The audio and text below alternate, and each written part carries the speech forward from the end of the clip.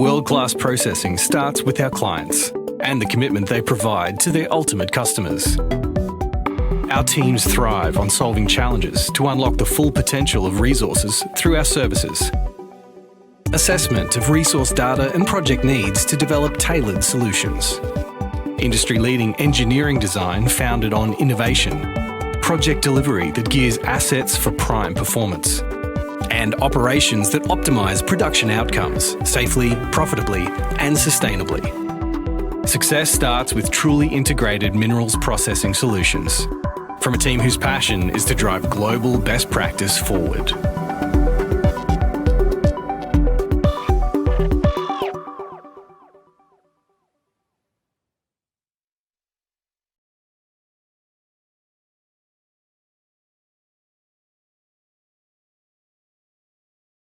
Hello everyone, my name is Adam Thomas, Head of Minerals and Mining at CGG.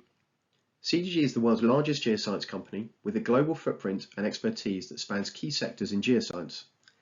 Our cutting-edge technology, data and services support the discovery and management of Earth's natural resources, and within the mining sector, this expertise extends across the entire mining lifecycle.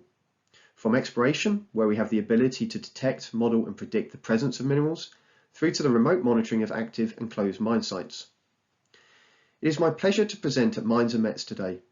The focus of my talk is on our MineScope service, a satellite drive solution used to map and monitor the status and condition of tailings storage facilities. Tailings storage facilities store waste from mining operations.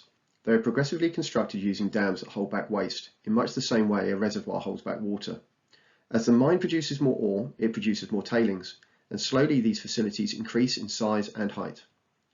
If managed correctly, the tailings facility should remain stable and safe during and after mine operation. This is the aim. However, since the 1960s, there have been hundreds of tailings accidents, including some catastrophic failures, such as the one that's now playing on screen.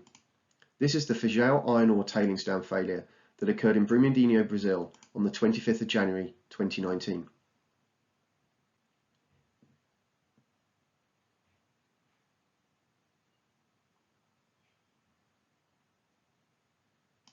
This high-resolution Pleiad satellite image shows the aftermath of the same tailings dam failure.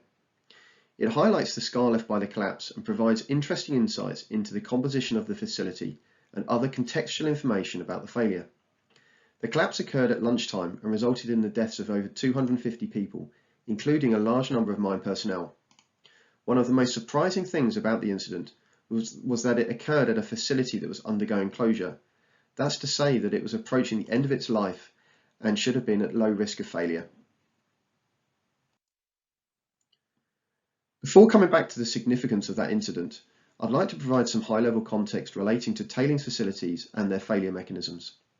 The map on screen shows the global distribution of facilities, which started to appear as early as the 1800s. There's a noticeable spike in the use after World War II, with a steady increase since then. At least 320 dams have been built in the last century, which is more than any previous decade. The reasons for their failure can be numerous and complex, particularly where decisions made decades ago may have consequences in the future.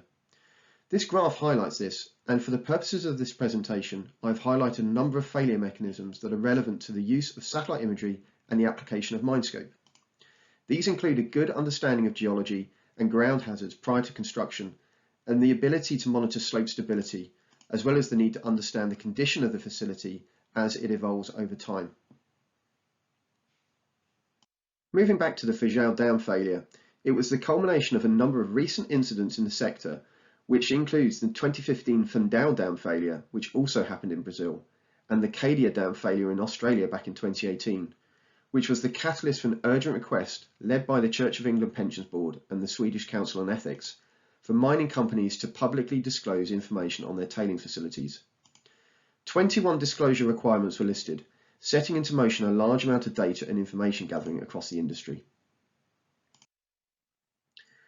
The disclosure process contributed to the development and launch of a new global tailings standard. It's aimed at mine operators and makes clear that extreme consequence to people and environment from catastrophic failures are unacceptable. To be compliant with the standard, operators must use specified measures to prevent the catastrophic failure of tailings facilities. and to implement best practice in planning, design, construction, operation, maintenance, monitoring, and closure and post-closure activities.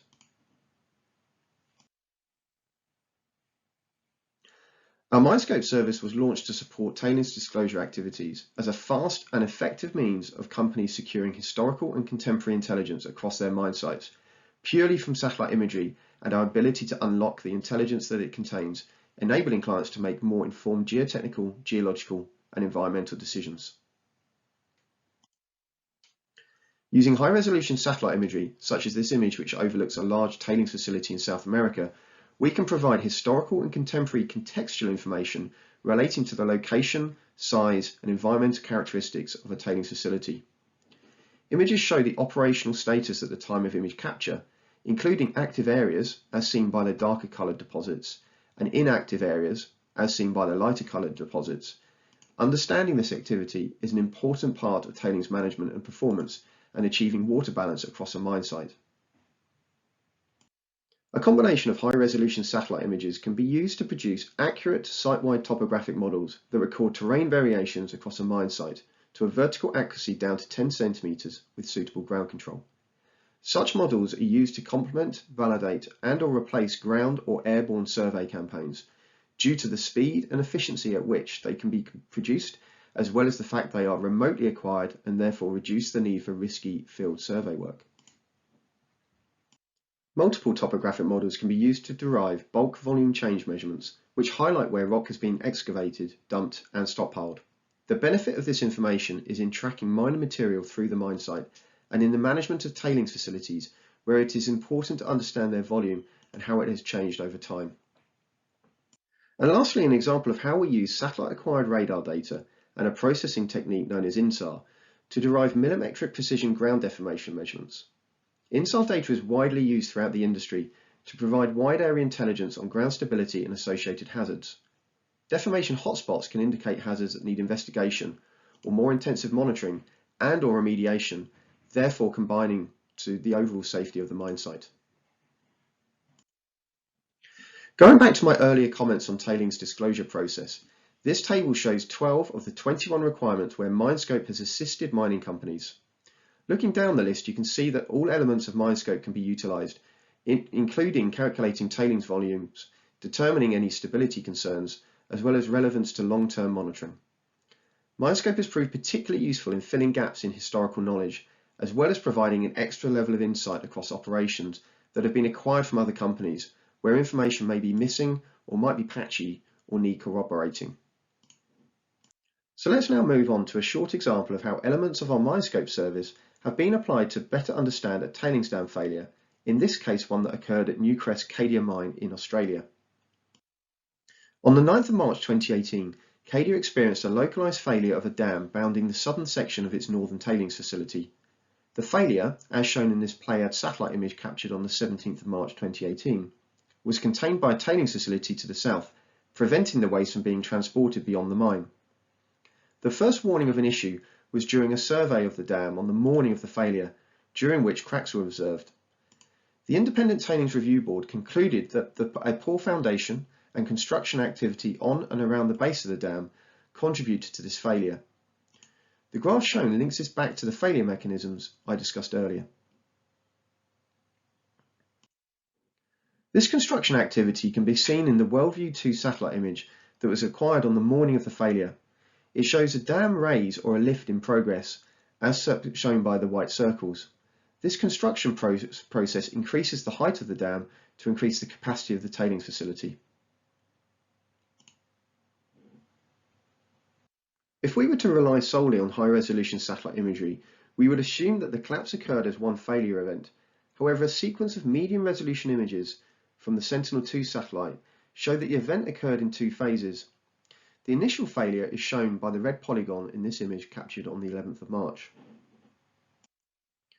However, a secondary failure occurred, as shown by the yellow polygon, also imaged by the Sentinel-2 satellite just 3 days later. These images show the dynamic nature of slope failure events and the benefit of having access to multiple sources of satellite imagery. Moving away from optical satellite imagery, this data shows the application of Sentinel-1 radar data and InSAR to detect precursor deformation prior to the failure. InSAR is a remote monitoring solution that is capable of detecting millimetric changes in ground stability as frequently as every 6 days in some parts of the world. The measurements shown on the map represent the few months leading up to failure and showed a concentrated area of settlement, highlighted in red, in the region that failed. A time series of measurements representing a period of 1 year prior to failure shows a subtle downward trend, most likely relating to natural consolidation of the dam crest, prior to an acceleration of 29 millimeters between January and February leading up to the failure. This sequence of slides demonstrates the value of using optical satellite imagery and InSAR as part of mine site monitoring programs. During this webinar, we have explored what tailings facilities are and the challenges they pose to the mining sector, particularly in light of the disclosure activities and the release of the new global tailings standard. We have reviewed how MineScope's satellite intelligence provides a wide range of insights relevant to geotechnical, geological, and environmental factors that impact a mine site and the management of tailings, particularly in today's drive to remove boots from the ground and reduce exposure to hazards. So I'd like to thank you all for attending this presentation, and if you have any questions, please don't hesitate to contact me via the online event platform or directly using my email address that is currently on screen. Thank you.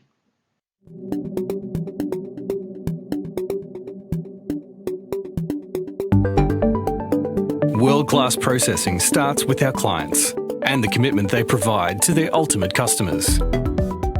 Our teams thrive on solving challenges to unlock the full potential of resources through our services.